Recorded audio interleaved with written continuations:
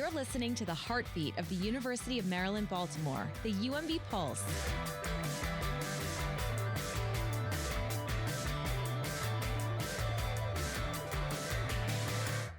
I'm Charles Schley. I'm Dana Rampola. And I'm Jenna Frick. Thanks for tuning in for another Pulse episode.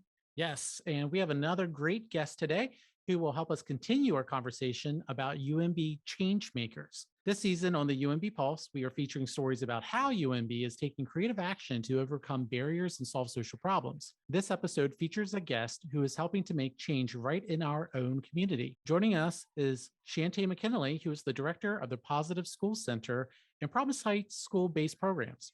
Both are programs in the University of Maryland School of Social Work's Social Work Community Outreach Service, better known as SWACOS. So Shantay has a fascinating background as an educator. She served Baltimore City Public Schools for 19 years, and 8 of those years were spent serving as the principal of Walter P. Carter Elementary and Middle School. She's also pursuing her doctorate in urban education leadership at Morgan State University, where she earned her bachelor's in English. Shantay has also earned her master's degree in adult education from Coppin State University. She now works to train and support principals, leadership teams, and school district staff to create nurturing and holistic, racially equitable learning environments. One of her specialty areas we'll learn about today is training in restorative practices that provides a successful alternative to punitive discipline. Shantay, welcome to the UMB Pulse. Hi, how are you all? You're doing great. We are great. So glad to have you here. Yes, good to be here. Yeah, warm conversation on another cold day. So let's get to know you a little bit better first. Tell us about your background in education and as a principal that we alluded to earlier. Yeah, so as you alluded to, I served Baltimore City for 19.2 years. They wouldn't give me the full 8 months for the 20, but 19.2 years. I was a teacher, middle school teacher, middle school department head, high school assistant principal, and elementary middle school principal for 8 years. Yes, it was the best experience ever serving Baltimore City Public Schools. Long commitment to education. I know. I can't believe I actually just looked. I'm at like 25 years in education already. So congratulations. Yeah. And as our listeners who've tuned in before know, Dana was a former teacher in another life. So she has that educator bond with you. And I'm excited to hear, once we get talking about some of the differences that you're making in the school and in the community. I can't wait to embrace that conversation. So tell us about how you then made that pivot from being a principal in public schools to coming to the Positive Schools Center. Oh, it's very interesting. My school, Walter P. Carter, I spent a lot of time just working on how do I create a space where students feel safe and nurtured in school.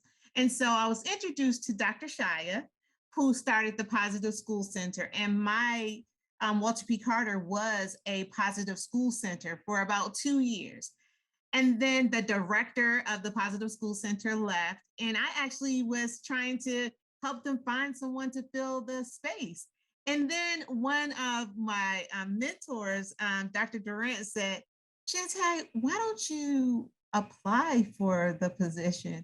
Oh, it never occurred to me to apply for a position outside of Baltimore City Public Schools. But then I started thinking about the larger impact of the work. So I applied and I became part of the director of the Positive School Center. And it really was the boost that it needed. It needed someone who has an education lens, an administrative lens to support the work of schools. So yeah, I tell people all the time, Dr. Shaya stole me. Dr. Shaya stole me from Baltimore City Public Schools. Yes, so thank you, Dr. Winnie Shaya. She's the director of SWACOS, for everyone who doesn't know. I swear her name and face is everywhere, and it's for the better. It is. She's amazing. So we're going to focus on the Positive School Center today, where you're the director, but there's also been a restructure in Promise Heights, and you have some responsibilities there. Tell us about Positive School Center, what it does, and then Promise Heights and the differences and similarities with how those programs work together. So the Positive School Center, we really work through improvement science, like a cycle of plan, do, study, act, to really support principals in creating a strategic plan to improve their school culture and climate. So we train in restorative practice, social emotional learning, community family voice, and trauma informed care. Well, we do this all through a racial equity lens. I coach about 26 to 30 principals. We also have 7 community schools, and we have a next gen program where we support students that we've worked with since 7th grade. They're now seniors in high school. And so we just work and try to reduce barriers for families and community members to make sure that the school is the community and it's not a separation. And also to make sure that what's going on in the schools, that families actually know what's going on, at home as well.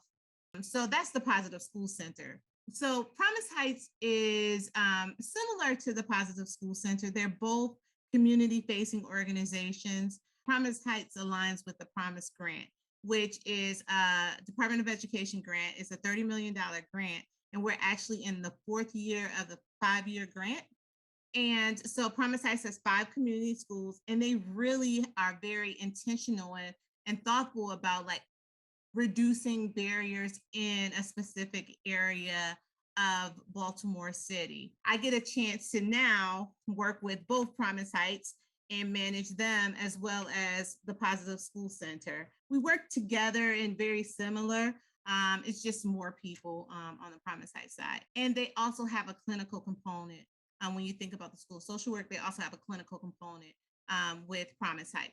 Correct me if I'm wrong, but Promise Heights also has programming that's not just geared for children in school, but as well as like infants and toddlers and development for them. So it really goes well beyond just classroom and school environments in Promise Heights. Yes. So I direct the school-based programming. So that's grades K through 12. Stacy Stevens does Be More for Healthy Babies. I'm sure everyone heard of Be More for Healthy Babies and the early childhood program. So Promise Heights does extend from birth through career. I just really work with specifically school-based programming grades K through 12. Shantay, UMB's Catalyst magazine profiled you in the PSC in the fall, and the story talked about all of the great things that the center's done during the pandemic to support students and their families. Do you want to give us a few examples of what that looked like or is continuing to look like? Sure. We continuously make sure that we're doing food drops in neighborhoods. We've done COVID clinics in some of our schools. We've referred some of our families to different resources that the University of Maryland, Baltimore has provided. So we do things to ensure that families during this COVID time, it was so hard for especially marginalized communities. We want to make sure that they have resources, even if it's making sure all schools had hotspots, right? And making sure that that computers were distributed in communities, making sure that we're able to identify and find each student that should be in school, right? And being able to bring them back to school. And if there was a barrier, then how can we support in reducing that barrier? So those are some of the things that we did to support families and communities. And to be honest, we're back in person, but still the work still continues. We still have to make sure that we are able to find each student and bring them back to school. We still have to make sure that there are food drops every single month at each school. And also we are actually working on having a van to take parents and community members from schools to a Walmart or to other places where it may be a food desert, or they may not be able to have like basic resources. So we're continuously trying to think of different ways to support our families. Our theme this year is moving from the transactional, or I'm just going to give and you give me and I give you, to this transformational. How do we create sustainable systems throughout Baltimore City that's going to support our families and communities and just make life a little bit better for them? Sounds fabulous. And what are some of the challenges that you all are facing when you're trying to step in and help these families? So one of the challenges that we face continuously is that there is a distrust between Baltimore City communities and the University of Maryland, Baltimore. And so we have to really work really hard to build that trust up because we are an anchor institution. And there's a lot of things that come with being an anchor institution inside of Baltimore. And we have to really show families that we are consistent and that we're committed and that we're there for them so that they're able to, trust us. We have to be in the community every single day. And sometimes that could be a barrier because we aren't able to do that all the time. Another barrier would be, just COVID in itself. It limits us to what we can do. I think one thing that is really good is that I chair the Baltimore Climate Collaborative, which has 80 different Baltimore City organizations and grassroots organizations. So our role is to just power broker relationships in that collaborative. In that, we are building trust as the University of Maryland, Baltimore, as the Positive School Center and SWACOs. We're building trust with communities. We're building trust with community organizations. And they know that they can come to us for support. And we're always going to bring them into the work that we're doing in communities. Sounds fabulous. Charles mentioned earlier that I used to be a teacher as well. And I know that it was always challenging when students would come into school. I had an advisee group who I would greet in the morning, and they would be bringing their problems in with them and just trying to navigate those problems that were specific to them in a way that would help them just stay in school for that day and get through that day. So how do you find that you and your team keep students and families' spirits up no matter what they're going through, whether it's the pandemic or another, just, we can name lots of crises in Baltimore that these kids are bringing in on a daily basis? So as I learned this as a principal, I think it's essential for every school to have restorative practices. And so when people think about restorative practices, they automatically think that it's there to repair or restore harm. And it is, but that's only 20% of it. Like 80% of it is the proactive work we do every day to build community and relationships in schools. The key to ensuring that students are in school, the key to ensuring that families feel comfortable to come into schools is building relationships. So restorative practices helps us to build relationships with families and students and amongst each other as educators, like teachers building relationships with one another and being able to trust one another. So as students enter the day, they enter into restorative circles where they have voice. They're able to express themselves. They're able to talk about things that are going on with them and in their community. And also the teacher is able to get to know students and triage, right, what's going on. So if I saw a student and I know that normally they're talking in the circle, but today they're not really talking in the circle, I'm going to walk up to them a little bit shortly after the circle saying, "Are you okay?" And so if they tell me this happened last night, I may want to refer them to, well, maybe you need to talk to the social worker. Because what we know is that whatever comes into the school, whatever kids bring into the school is going to come out, right? It may not happen in first period, right? The child may be able to handle first period, but by the time we get to like third period, then the child may explode a little bit. So we want to make sure that we do not let that happen. And restorative practices is always the answer. It sounds like on a regular basis, you're helping to build them and empower them. So when these times happen, they're already prepared. You're already aware. Sounds terrific. Yeah, and I'm really glad that you brought up restorative practices and that one of the areas that the Positive School Center concentrates on is restorative practices, trauma-informed care, and healing as an alternative to punitive discipline. Can you dive a little bit deeper on that and give an example of what restorative practices and trauma-informed care is and how it's being used within the schools? Yeah, so I think one thing we need to remember is that restorative practices is not like what we do. And we work with principals about that all the time. It's not what we do, it's who we are. So it is finding staff members finding that sweet spot between being nurturing and just accountable. And that impacts how they interact with students, and that impacts students' discipline, punitive discipline. So in a typical restorative practice school, you may walk into the building and you'll see circles. Students, whether it's from kindergarten through 12th grade, students are entering the building into restorative circles. And restorative circles really provides you space and students space to have voice and have agency for themselves. And it starts off their day. And for staff members, they're able to triage if their students are coming into a school building with some anxiety or something that happened outside of the school. They're able to, to see it in a circle, and they're able to talk to the student after. Restorative practices is 80% proactive and 20% responsive. So that proactive part is going to be the circle. And the 20% is going to be that responsive part. So instead of sending a child out for suspension, in a restorative practice school, you may see a restorative conference where you're trying to repair the harm, right?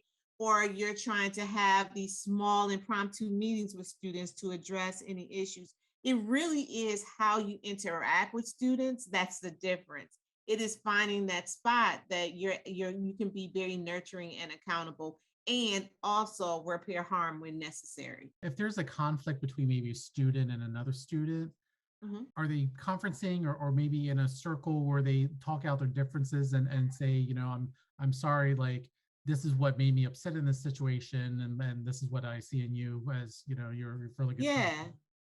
So when students have a conflict, they participate in a restorative conference where they're able to talk through and answer a series of questions.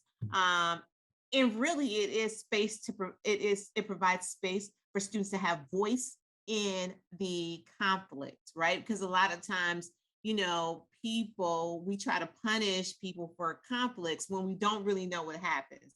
The restorative conference allows them to reflect on what they did so that it doesn't happen again, right? Like I could have chose to do this a different way. So when students have that conflict, they are together in a restorative conference, and where they're able to kind of express how they're feeling, and they'll be able to kind of find some way that they can repair it with the person that felt harm. Sounds like this is a really effective approach. So we were talking about kind of challenges that students face and how we can kind of address that. But to pivot, I know that Baltimore City schools can be a challenging environment for educators as well. And you've been doing some work to help schools retain their teachers and encourage them. So what's been kind of your approach to help the schools retain and convince teachers to stay, especially after such a trying year for the education system? The work of the Positive School Center, most of our work is really adult work.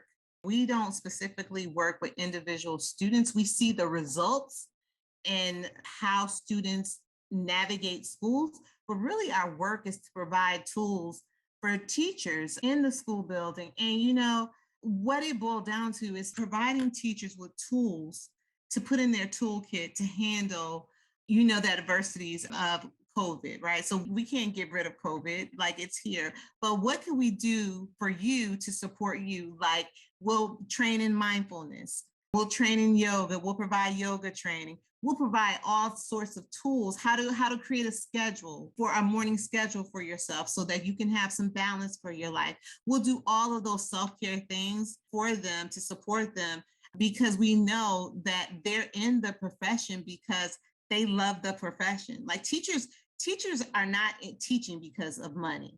They're actually teaching because they love their kids. They love the profession. And the only way we can get them to stay there is to remind them of that they love their profession, but also provide them with tools so they're able to cope on a daily basis. Sitting here listening to you, I have a daughter who lives in Florida who is a teacher, and she teaches elementary school. And, the last couple of years have been a real challenge. So hearing you talk about this, and I'm going off script again because this is what I always do, but it's okay. How do we get other people, except, through venues like this, but how do we get other people to recognize that this is what teachers need? Because you hit the nail on the head. They're not there about pay. They're there because they have a passion and a love for reaching out and helping children, and not just educate them though. It's all these other parts. How do we get the country as a whole to hear what you're saying? So we try to do a lot of advocacy work. So we work with the Coalition to Reform School Discipline to do some advocacy work. Again, we do the Baltimore Climate Collaborative. We partner with Baltimore City. We try to work with our funders to get them to understand teachers want to be there.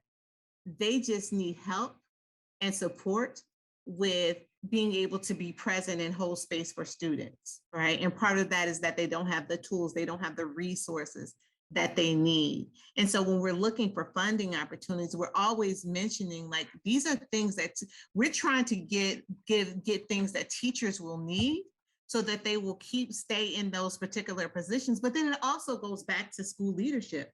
It's working with principals and assistant principals on how can they support teachers in providing them grace, and so that they're able to stay in their positions and they want to stay at that particular school. And it's important that the leader of the school sets the tone for how teachers feel. As a principal, I had to be able to buffer some of the things that were around. And I take my hat off to those people, those leaders that are doing it through COVID, because I did not have to do it through COVID. However, they still have to buffer some of reduce some of the noise, right?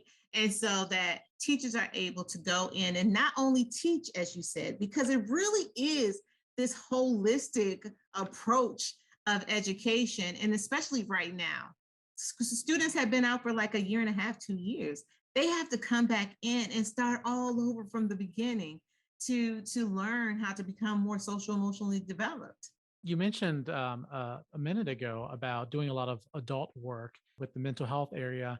And so you have this program called Competent Adults.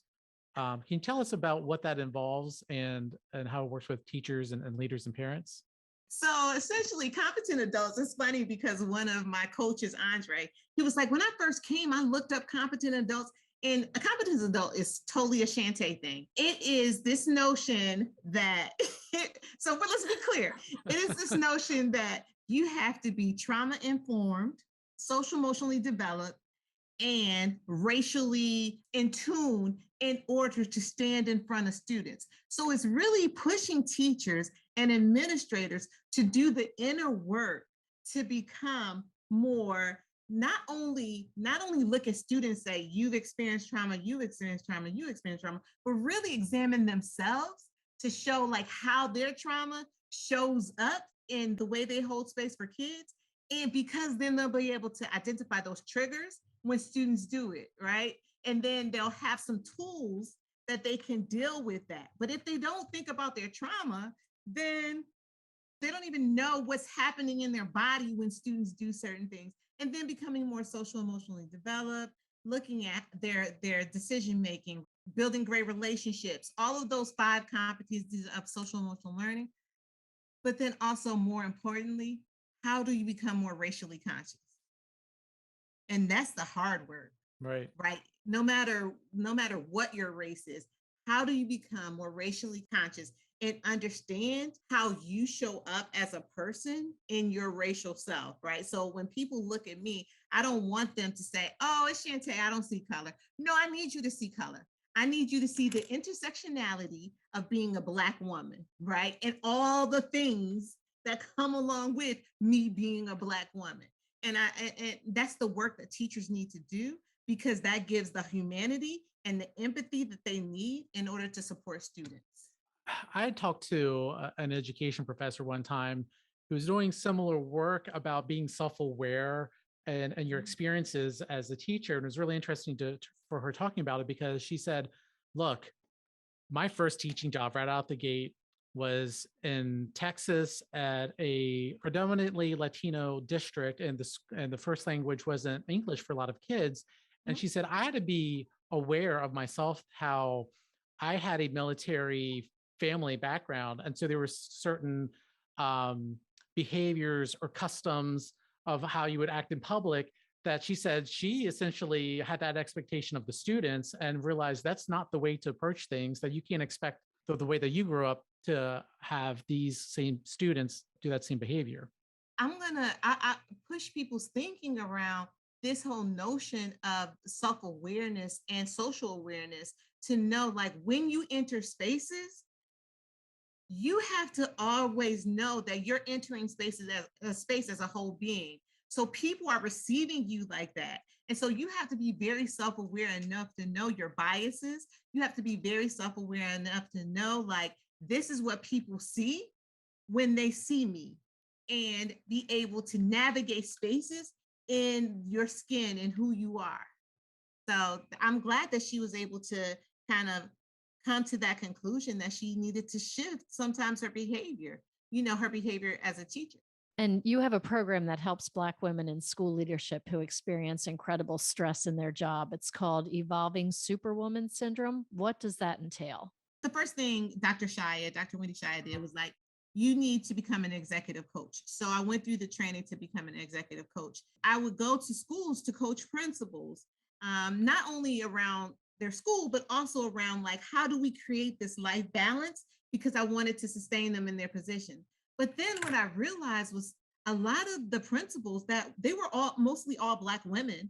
They were my friends when I was a principal, but I didn't know that they were stressed, taking medicine for high blood pressure, taking medicine for anxiety. They were like, I was in this bubble of Baltimore City, of my school, that I didn't even realize, what was going on, what other principals were experiencing. So I created a program. It's for all Black women, and it's based in Dr. Cheryl Giscombe's work around evolving the Superwoman Syndrome, right? Dr. Cheryl Giscombe does work on the Superwoman Syndrome.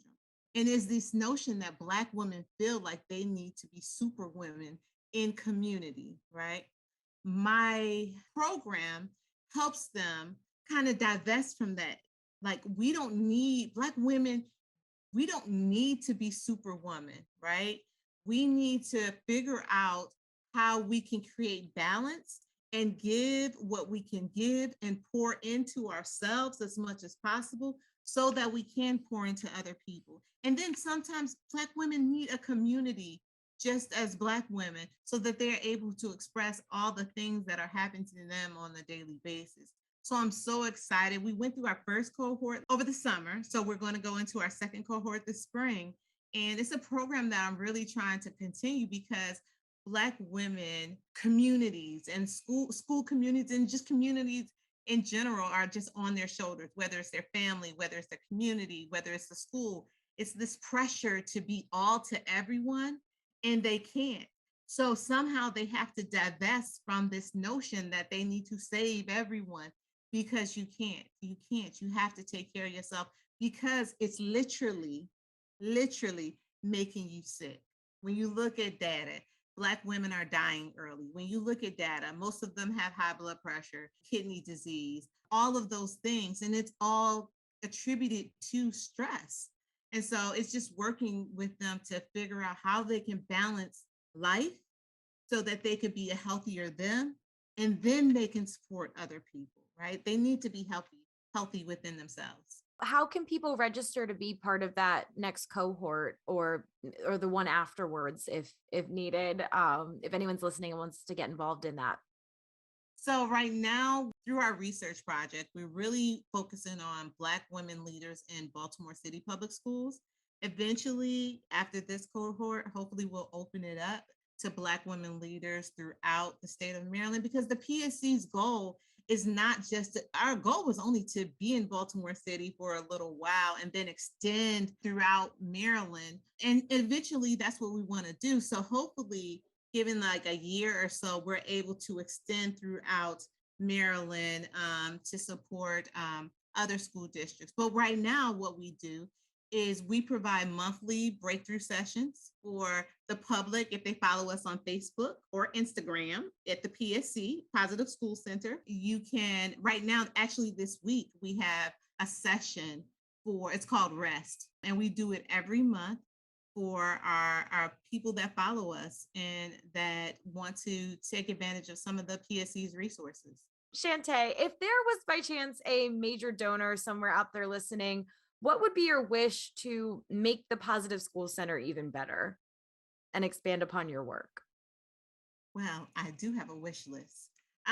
So one of the things that can make the Positive School Center better is funding for additional coaches to support schools, right? So the Positive School Center and Promise Heights, when we look at our coaching staff, it's kind of small. And so in order for us to, we have to turn down schools to work with us because we don't have the capacity to support all the schools that would like our help. So it's providing resources, financial resources, so that we're able to hire other coaches, that we're able to support schools a little bit more, and we'll be able to add more schools to our cohort of schools. That, and also just, we're doing a lot of work to make sure that parents are involved in our schools. So I'm out looking for funding right now, actually, to make sure that it's parent liaisons in each building. It's those type of things that we can do that we need in order to reduce barriers for like families. And if parents are in the school, then they're going to bring other parents to the school. Shantay, I'm sure if a donor is out there, they probably want some data to make sure that their money is going to a great place and a great cause. So are there any numbers you can share about, what type of impact that the Positive School Center has? This quarter alone, so that's from September until January, we have conducted 57 principal coaching sessions, 125 hours of like staff training, 13 different circle walks throughout schools. We have done 24 food distribution drops, 779 just touches with community. So we try to keep up with all of those data points to ensure that people know that we're actually doing the work. Sounds like it. And you're doing a lot. You're doing actually so much for families, teachers, the children, and making sure that they're taking care of themselves. But what's inspiring you to do this? What inspires you to make a difference for others like this? I actually was talking to my leadership team this morning about like life should flow with ease, right? And I feel like when you're in alignment and you're doing what you're supposed to do, then it's going to flow with ease. And so the Positive School Center it started off with just being 5 schools. Now we're at like 30 different schools. We have 6 community schools. We have Promise, like we have so many things, and it's become like my baby because I can actually see my thoughts coming to life through the Positive School Center. And so that's why I love it here and I stay here because I actually can see, all the things that I've been thinking coming to practice in school. So, and it aligns totally with my purpose. One of my doctoral professors, Dr. Rudham, says, your research and your work is actually who you are. And the Positive School Center really aligns. It's not who I am, but it aligns with who I am. Who better else to help principals and schools than a former principal themselves, right? Right. They just need someone to talk to who understands what they go through day in and day out. Also, you have such a great and a great energy, and I could totally see you as the principal of my school and just wanting to follow you anywhere because you seem like you really know what you're doing, and you bring a really great and positive energy and attitude to all of it. So that's just an aside that I've noticed from this interview. Thank you. Earlier, you mentioned about how hopefully the Positive School Center can go beyond the city of Baltimore and into Maryland. But, even thinking bigger, if there's other institutions out there, is this something that you think can be a successful model and be replicated elsewhere by other organizations? That's actually a great question. So this last year, I've been thinking about, because as I said, I have been in education for 25 years. And so I always want to make sure that wherever I am, there's replicable models And so the Positive School Center, I've been working to ensure that it's a replicable model that, because my sister is the Deputy Chief of Education in Chicago Public Schools.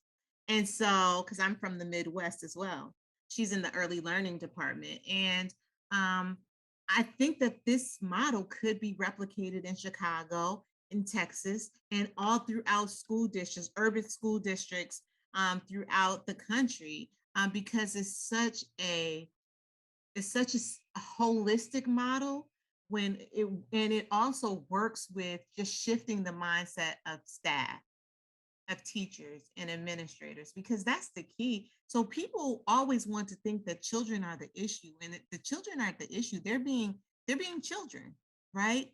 And so even if you're 11 years old, I can't assume that you know what I know, and I'm 49 years old, right?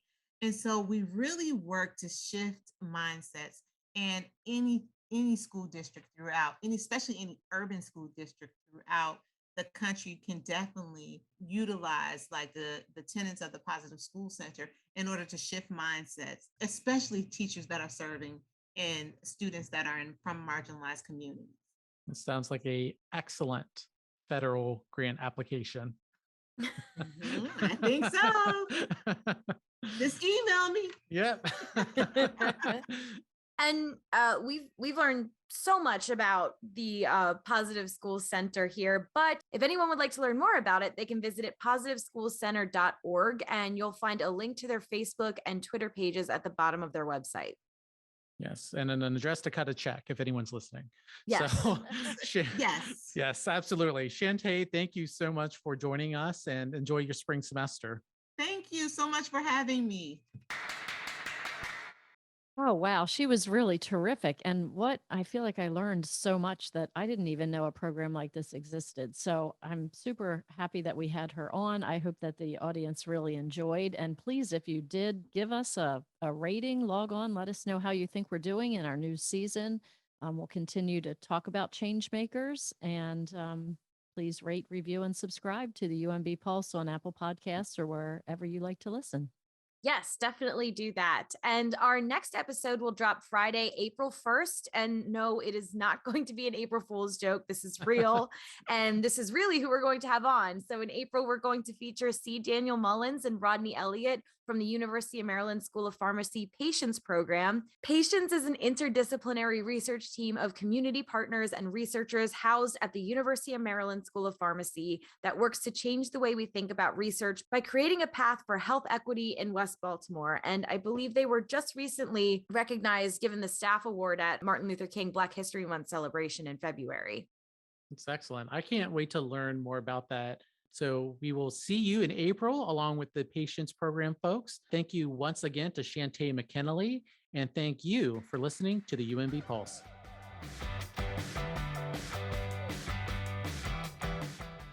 The UMB Pulse with Charles Shalee, Dana Rampola, and Jenna Frick is a UMB Office of Communications and Public Affairs production. Edited by Charles Shalee, sound engineering by Jenna Frick, marketing by Dana Rampola, music by No Vibe, recorded in the University of Maryland Baltimore Community Engagement Center.